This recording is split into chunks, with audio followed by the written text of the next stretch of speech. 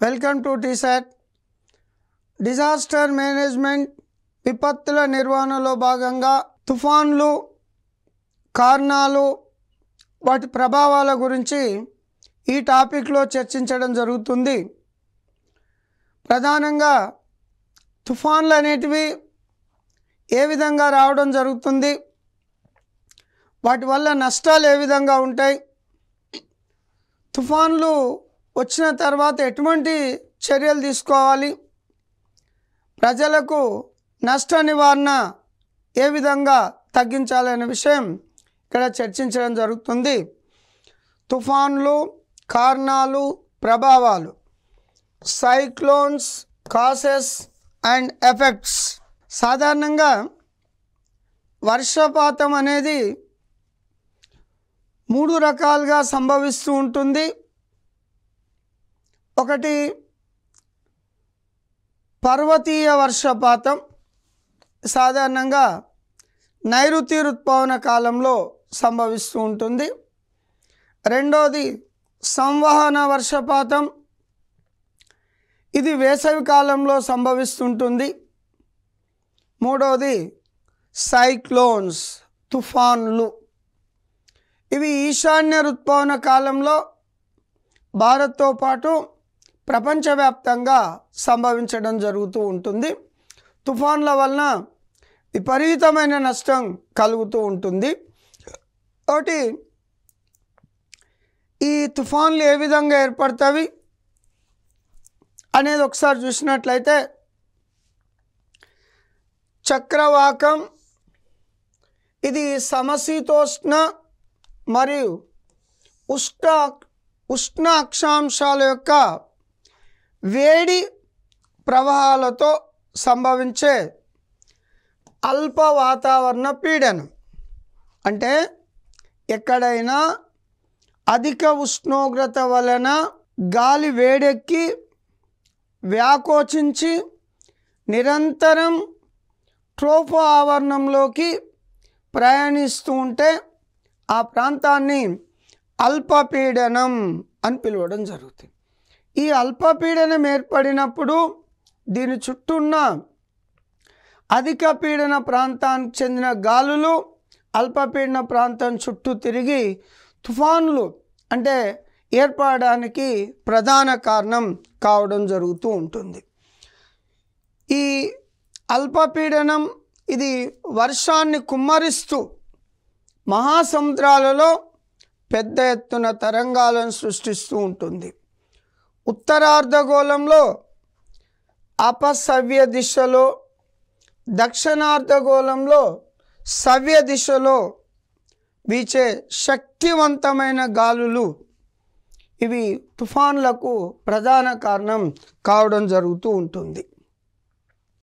ఇక సైక్లోన్ అనే పదం సైక్లోస్ అనే గ్రీక్ పదం నుండి వచ్చింది. సైక్లోస్ అంటే పాము చుట్ట ఆకారం, అంటే పాములు చుట్టూ ఏ విధంగా చుట్టా ఉంటాయో దాన్ని చుట్ట ఆకారంలో పాము మెలికల చుట్ట అని కూడా పిలవడం జరుగుతుంది. ముఖ్యంగా బంగాళాఖాతం, అరేబియా సముద్రంలో ఏర్పడే తుఫాన్లు ఈ పాము చుట్ట ఆకారంలో ఉంటాయని మొట్టమొదటిసారిగా హెన్రీ పెండింగ్టన్ అనే అతను సైక్లోన్ అనే పదాన్ని ఉపయోగించడం జరిగింది. ఇక చక్రవాకంలో అంటే తుఫాన్లో గాలి ఉత్తరార్ధగోళంలో సవ్య దిశ కలియ తిరుగుతూ దక్షిణార్ధగోళంలో అపసవ్య దిశలో తిరుగుతూ ఉంటుంది. ఇది భూమధ్య రేఖ, నార్త్ పోల్ అంటే ఉత్తర ధ్రువం, ఇది సౌత్ పోల్ అంటే దక్షిణ ధ్రువం. ఉత్తరార్ధగోళంలో సవ్య దిశలో, దక్షిణార్ధగోళంలో అపసవ్య దిశలో మనకు గాలులు తిరగడం జరుగుతూ ఉంటుంది. ప్రపంచ వాతావరణ సంస్థ 1976లో ఉష్ణమండల తుఫాన్లు అనే పదాన్ని గాలుల వేగం ఫోర్స్ అధిగమించే వాతావరణ వ్యవస్థల కోసం ఉపయోగించడం జరిగింది. చక్రవాకాలు సాధారణ లక్షణాలు అంటే తుఫాన్లు వాటి సాధారణ లక్షణాలు. ఒకటి, బలమైన గాలులు. తుఫాన్లు సంభవించినప్పుడు విపరీతమైన వేగంతో గాలులు సంభవిస్తాయి. రెండోది, అసాధారణ వర్షపాతం. సాధారణం కంటే ఎక్కువ వర్షపాతం నమోదవుతుంది. ఇంకోటి, తుఫాన్ల వలన కల్లోలం పెద్ద మొత్తంలో సృష్టించడం జరుగుతూ ఉంటుంది. ఈ చక్రవాతాలు అంటే తుఫాన్లు ఏర్పడినప్పుడు ప్రధానంగా పెనుగాలులు, బలమైన గాలులు సంభవిస్తాయి. వరదలకు కారణమయ్యే కుంభవృష్టి సాధారణం కంటే ఎక్కువ వర్షపాతం సంభవిస్తుంది. అధిక వేళ తరంగాలు అంటే సముద్ర తీరంలో అలల తీవ్రత ఎక్కువగా ఉంటుంది. అలల తీవ్రత ఎక్కువగా ఉంటుంది. అంటే తుఫాన్ ఏర్పడినప్పుడు జరిగే ప్రధాన అంశాలు. ఇక చక్రవాతాలు అంటే తుఫాన్లను ముందుగా గుర్తించడం, హెచ్చరించడం వలన ప్రజలకు కొంతవరకు నష్ట నివారణ చర్యలను చేపట్టవచ్చు. తుఫాన్ల రాకను అంచనా వేసి హెచ్చరికలు చేసే బాధ్యతను భారతీయ వాతావరణ శాఖ ఇండియన్ మెట్రాలజికల్ డిపార్ట్మెంటు నిర్వహిస్తుంది. ఇన్సాట్ ఉపగ్రహం మరియు 10 సైక్లోన్ డిటెక్షన్స్ ఫిషరీలు వైమానిక విభాగాలకు హెచ్చరికలను జారీ చేయడం జరుగుతుంది. ఇండియన్ మెట్రాలజికల్ డిపార్ట్మెంట్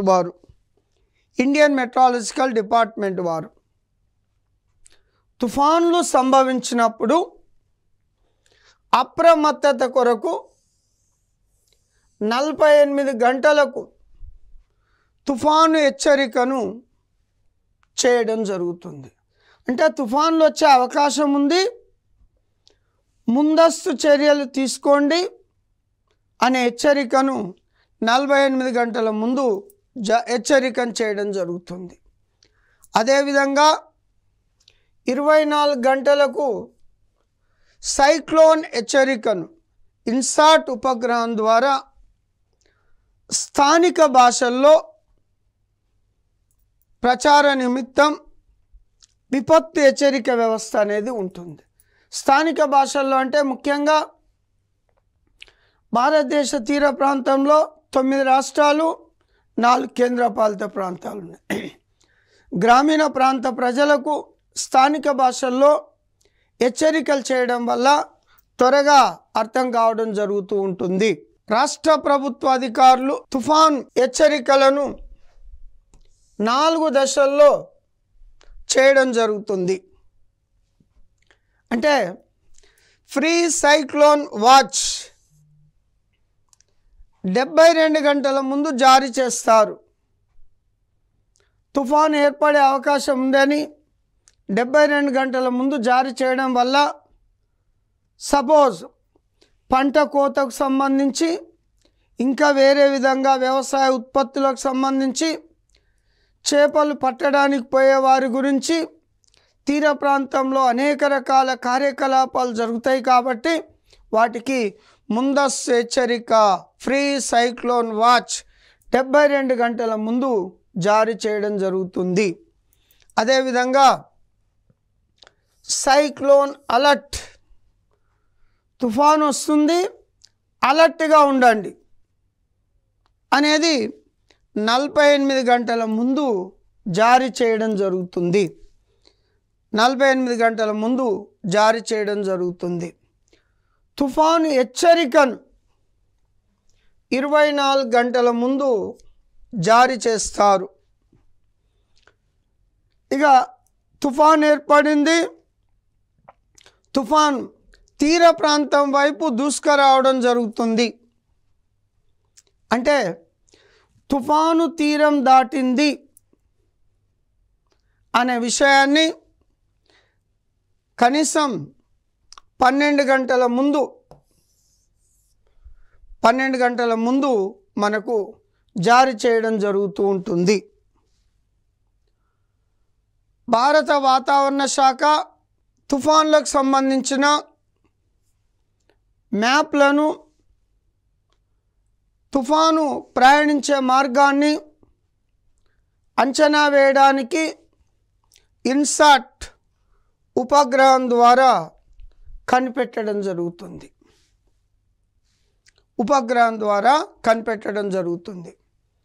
తుఫాన్ల వల్ల నష్టాలు: ఒకటి భౌతిక నష్టం, అంటే తీర ప్రాంతం కానీ మిగతా ప్రాంతాల్లో అనేక భౌతిక నష్టాలు జరుగుతాయి. ఇంకోటి ప్రాణ నష్టం మరియు ప్రజా ఆరోగ్యం. భారీ తుఫాన్ల కారణంగా ప్రజలు ప్రాణాలు కోల్పోయే అవకాశం ఉంటుంది. ప్రజా ఆరోగ్యం: తుఫాను కారణంగా వరదలు సంభవిస్తాయి. వరదలు సంభవించినప్పుడు అనేక ప్రాంతాలు, లోతట్టు ప్రాంతాలు మునిగిపోవడం జరుగుతుంది. లోతట్టు ప్రాంతాలు మునిగిపోవడం వల్ల ప్రజలకు కావలసిన సరుకులు అందక ఆరోగ్యం దెబ్బతిని పెద్ద మొత్తంలో ప్రజా ఆరోగ్యం దెబ్బతినడం జరుగుతుంది. మరి ఇంకోటి పంటలు మరియు ఆహార సరఫరాలు. సపోజ్ పంటలు కోతకొచ్చే దశలో తుఫాన్లు సంభవిస్తే పంటలు నష్టపోవడం జరుగుతూ ఉంటుంది.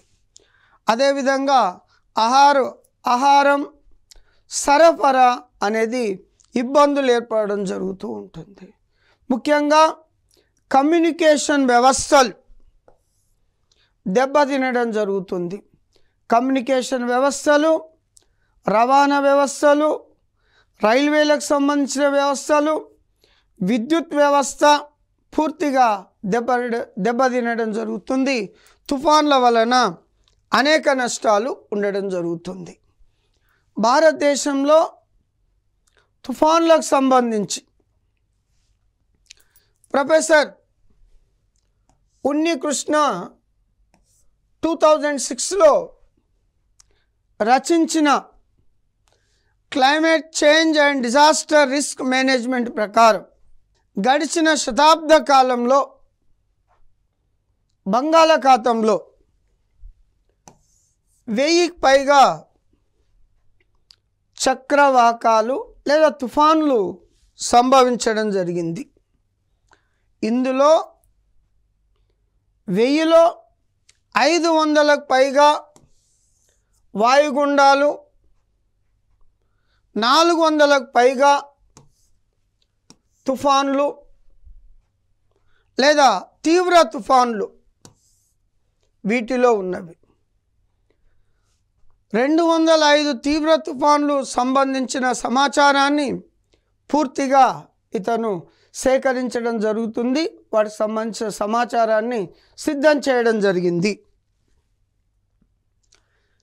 ఈ అత్యధికంగా తుఫాన్లు భారతదేశంలో 55 తమిళనాడు తీర ప్రాంతాన్ని ప్రభావితం చేసినవి, 59 ఆంధ్రప్రదేశ్ తీర ప్రాంతాన్ని ప్రభావితం చేసినాయి, 508 ఒరిస్సా తీరాన్ని దాటినవి, 33 పశ్చిమ బెంగాల్ తీరాన్ని తాకినవి. ముఖ్యంగా ప్రపంచవ్యాప్తంగా అత్యధికంగా తుఫాన్లకు గురయ్యే దేశాల్లో బంగ్లాదేశ్ మొదటి స్థానంలో ఉంటుంది. మన దేశంలో అత్యధికంగా తుఫాన్ల తాకిడి ఒరిస్సా రాష్ట్రాన్ని తాకడం జరుగుతూ ఉంటుంది. అత్యధికంగా తుఫాన్లకు గురవుతున్న ఓడరేవు ఒరిస్సా రాష్ట్రంలోని పారాదీప్ ఓడరేవు అత్యధికంగా తుఫాన్లకు గురి కావడం జరుగుతూ ఉంటుంది. చక్రవాతాలకు సంబంధించిన అభివృద్ధి ఏర్పాటు విధానం ప్రపంచంలోనే విభిన్న ప్రాంతాల్లో భిన్న తరహాలో ఉంటుంది. ముఖ్యంగా మన దేశ తీర ప్రాంతం 7516.6 కిలోమీటర్ల పొడవైన భారతదేశ తీర ప్రాంతం తుఫాన్ల తాకిడికి, చక్రవాకాల తాకిడికి ప్రధానంగా గురి కావడం జరుగుతూ ఉంటుంది.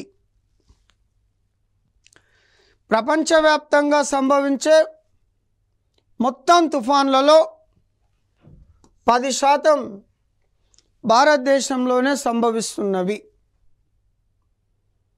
భారతదేశం మొత్తం వైశాల్యంలో సుమారు 8% తుఫాన్లకు అనుకూలంగా ఉంటుంది. అంటే మొత్తం తీరరేఖలో, మొత్తం భూభాగంలో 8% చక్రవాతాలకు, తుఫాన్లకు భారత భూభాగం అనుకూలంగా ఉంటుంది. సంవత్సరానికి సగటున 5 నుంచి 6 ఉష్ణమండల తుఫాన్లు ఏర్పడతాయి. వీటిలో 2 లేదా 3 తీవ్రమైనవిగా ఉంటాయి. అరేబియా సముద్రంలో కంటే బంగాళాఖాతంలో ఎక్కువ తుఫాన్లు ఏర్పడుతూ ఉంటాయి. భారతదేశంలో ఏర్పడే తుఫాన్లలో బంగాళాఖాతం, అరేబియా సముద్రాలతో పోల్చినట్లయితే తుఫాన్ల నిష్పత్తి 4.1గా ఉంటాయి. అంటే ఒక 5 తుఫాన్లు సంభవిస్తే 4 తుఫాన్లు బంగాళాఖాతంలో, 1 తుఫాను అరేబియా సముద్రంలో సంభవించడం జరుగుతుంది. బంగాళాఖాతం తుఫాన్ల ఏర్పాటుకు, అభివృద్ధికి సహాయపడుతుంది. అరేబియా సముద్రం తుఫాన్ల ఏర్పాటుకు, అభివృద్ధికి సహాయపడదు. ఎందుకంటే బంగాళాఖాతం ఇది ఒక అఖాతంలాగా ఉంటుంది. అత్యధిక ఉష్ణోగ్రతలను కలిగి ఉండడం జరుగుతుంది. అరేబియా సముద్రం యొక్క విస్తృతి ఎక్కువగా ఉంటుంది. మన దేశంలో తుఫాన్లు తరచుగా 2 తీరాలు, అంటే పశ్చిమ తీరం అరేబియా సముద్రం, తూర్పు తీరం బంగాళాఖాతంలో సంభవిస్తూ ఉంటాయి. భారతదేశం మొత్తం తీరరేఖలో సంభవించే చక్రవాతాలు లేదా తుఫాన్లు 3/2 వంతు బంగాళాఖాతంలో ఏర్పడి తూర్పు తీరాన్ని తాకుతవి. ముఖ్యంగా అత్యధికంగా తుఫాన్లు ఒరిస్సా తీరం వద్ద తీరాన్ని దాటడం జరుగుతుంది. భారతదేశంలో ఉష్ణమండల తుఫాన్లు లేదా ఉష్ణమండల చక్రవాతాలు మే, జూన్ నుండి మరియు అక్టోబర్, నవంబర్ మాసాల్లో సంభవిస్తాయి. ప్రధానంగా మే నెల లేదా జూన్, తర్వాత అక్టోబర్, నవంబర్ మాసాల్లో భారత్తో పాటు ప్రపంచవ్యాప్తంగా సంభవిస్తాయి. ఇటీవల ఒక 2 రోజుల ముందు మనకు తమిళనాడులో తుఫాను పెద్ద మొత్తంలో తీరాన్ని తాకడం జరిగింది. అత్యధికంగా నష్టపోవడం జరిగింది తమిళనాడు రాష్ట్ర ప్రభుత్వం. తుఫాను కారణంగా మద్రాస్ నగరంలో ఎయిర్పోర్ట్తో పాటు రైల్వే స్టేషన్లను కూడా మూసివేయడం జరిగింది. ఆ విధంగా అక్టోబర్, నవంబర్ నెలలను తుఫాను నెలలు పిలవడానికి కారణం ప్రపంచవ్యాప్తంగా ఈ నెలల్లోనే తుఫాన్లు ఏర్పడడం జరుగుతూ ఉంది. Orissa super cyclone. సాధారణంగా సూపర్ సైక్లోన్ అంటే గాలి గంటకు వీచే వేగం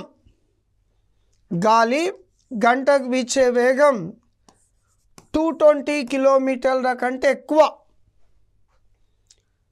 220 కిలోమీటర్ల వేగం కంటే ఎక్కువ వీస్తే దాన్ని సూపర్ సైక్లోన్గా పిలుస్తాం.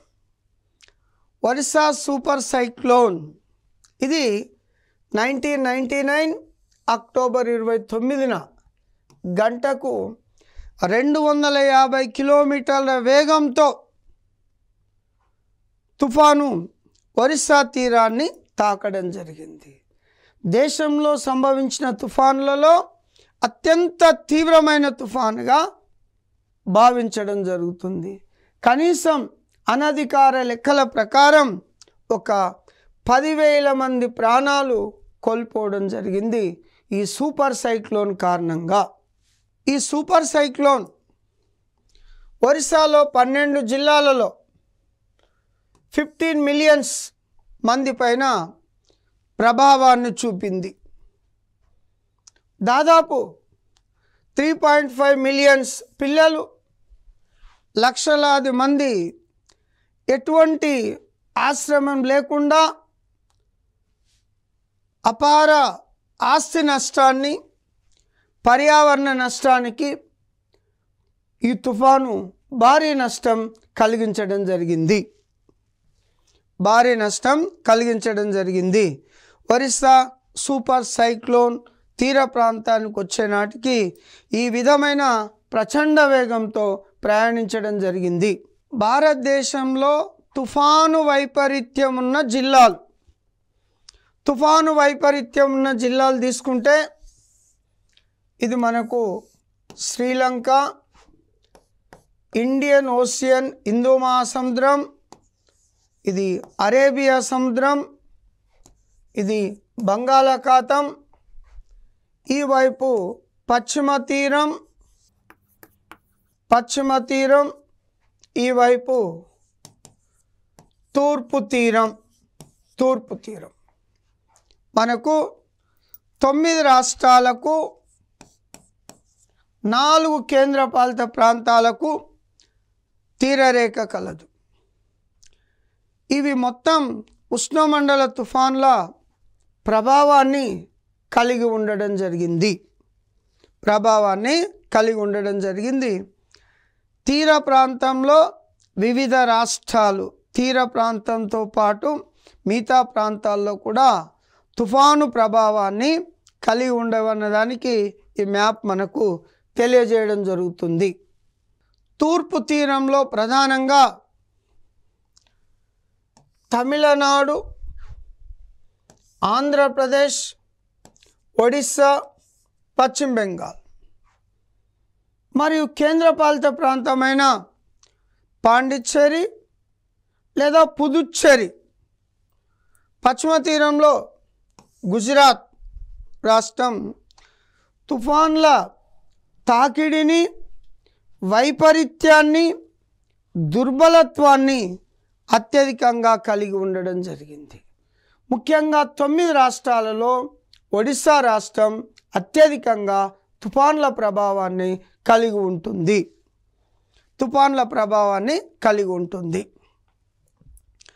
రాష్ట్రంలో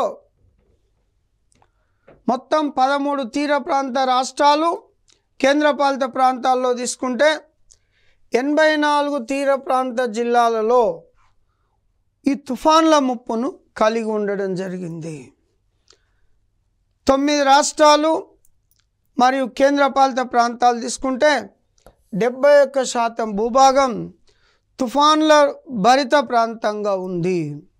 ముఖ్యంగా అండమాన్ నికోబార్ దీవులు, లక్షద్వీపుల్లో తీసుకుంటే నిత్యం తుఫాన్లకు గురవుతూనే ఉండడం జరిగింది.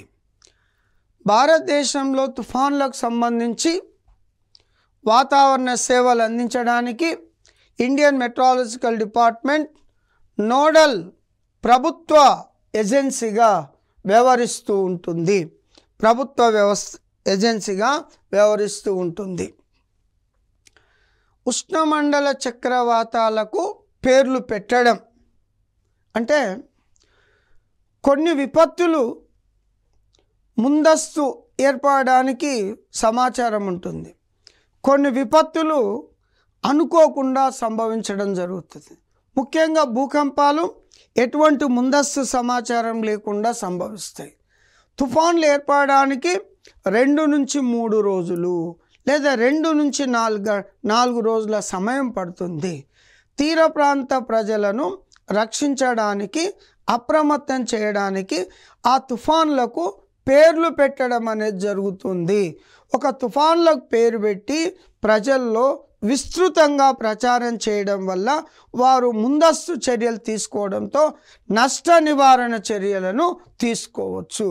ఆ విధంగా తుఫాన్లకు పేర్లు పెట్టడం అనేది 2000 ఇయర్లో మస్కట్లో జరిగిన ఒక సమావేశంలో బంగాళాఖాతం మరియు అరేబియా సముద్రంలో సంభవించే ఉష్ణమండల తుఫాన్లకు పేర్లు కేటాయించడం జరిగింది. అంటే ఆయా ప్రాంతంలో ఏర్పడే తుఫాన్లకు పేర్లు పెట్టడం జరిగింది. ఈ పేర్లు అనేటివి ఏ మతానికి ఎవరిని కించపరచకుండా ఉండడానికి ఆమోదయోగ్యమైన పేర్లు పెట్టడం జరుగుతూ ఉంటుంది. ముఖ్యంగా హిందూ మహాసముద్రంలో సంభవించే ఉష్ణమండల తుఫాన్లకు 2004 సెప్టెంబర్ నుండి పేర్లు పెట్టడం అనేది ప్రారంభం కావడం జరిగింది.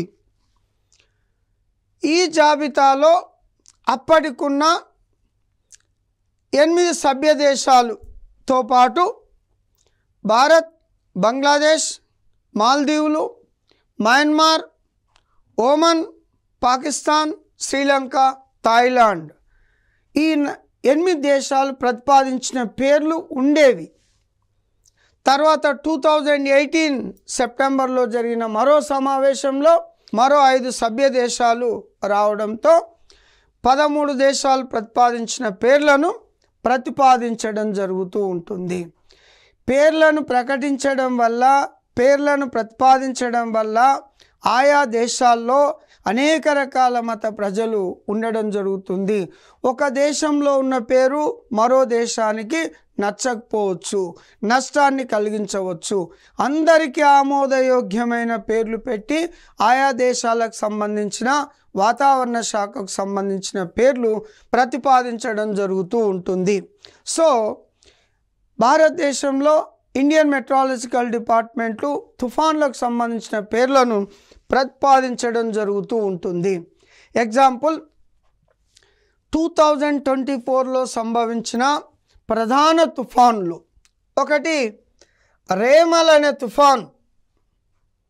ఈ పేరును ఓమన్ దేశం ప్రతిపాదించింది. అస్నా అనే తుఫాన్, ఈ తుఫాను కారణంగా భారతదేశంలో గుజరాత్, రాజస్థాన్, మధ్యప్రదేశ్ మరియు పాకిస్తాన్ అత్యధికంగా ప్రభావితం చేయడం జరిగింది. ఈ పేరును పాకిస్తాన్ ప్రతిపాదించడం జరిగింది. జస్పర్ అనే తుఫాన్, ఇది ఆస్ట్రేలియాలో విపరీతమైన నష్టాన్ని కలిగించడం జరిగింది. మిచాంగ్, ఈ తుఫాన్ పేరును మయన్మార్ దేశం పెట్టడం జరిగింది. మిచాంగ్. తేజ్, ఇది అరేబియా సముద్రంలో ఏర్పడింది. ఈ పేరును భారతదేశం ప్రతిపాదించడం జరిగింది. బిఫర్ జాయ్, ఈ పేరును బంగ్లాదేశ్ ప్రతిపాదించింది.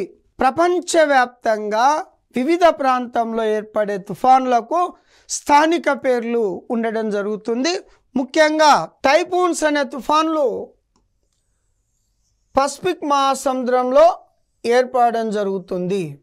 పసిఫిక్ మహాసముద్రంలో ఏర్పడి చైనా, జపాన్, ఫిలిప్పీన్స్ దేశాల్లో విస్తరించడం జరుగుతుంది. సైక్లోన్స్, తుఫాన్లు హిందూ మహాసముద్రంలో ఏర్పడి శ్రీలంక, భారత్, మయన్మార్, బంగ్లాదేశ్లో విస్తరించడం జరుగుతుంది. హరికేన్స్ ఇవి అట్లాంటిక్ మహాసముద్రంలో ఏర్పడి కరేబియన్ సముద్రం, పశ్చిమ ఇండీస్ దీవుల్లో విస్తరించడం జరుగుతుంది. టోర్నాడోస్, ఇవి పసిఫిక్ మహాసముద్రంలో ఏర్పడి ముఖ్యంగా అమెరికా, మెక్సికో దేశాల్లో విస్తరించడం జరుగుతుంది. టోర్నాడోస్ అంటే వీటికి మరో పేరు జలస్తంభాలుగా పిలవడం జరుగుతుంది. ఆస్ట్రేలియాలో సంభవించే తుఫాన్లను విల్లీలు అనే పేరుతో పిలవడం జరుగుతుంది. ఈ విధంగా ప్రపంచవ్యాప్తంగా అక్టోబర్, నవంబర్ నెలల్లో ప్రపంచవ్యాప్తంగా తుఫాన్లు సంభవించడం జరుగుతుంది. ప్రజల్లో అవగాహన కలిగించడానికి, నష్ట నివారణ కొరకు ఆయా దేశాలు, వాతావరణ శాఖలు వివిధ పేర్లు పెట్టి ప్రజల్లో అప్రమత్తత కలిగించడం వల్ల తుఫాన్ల వలన నష్టాన్ని మొత్తం కాకుండా కొంతవరకు తగ్గించుకోవచ్చు. దీనికి సంబంధించిన విషయాలు తర్వాత క్లాస్లో చర్చించడం జరుగుతుంది.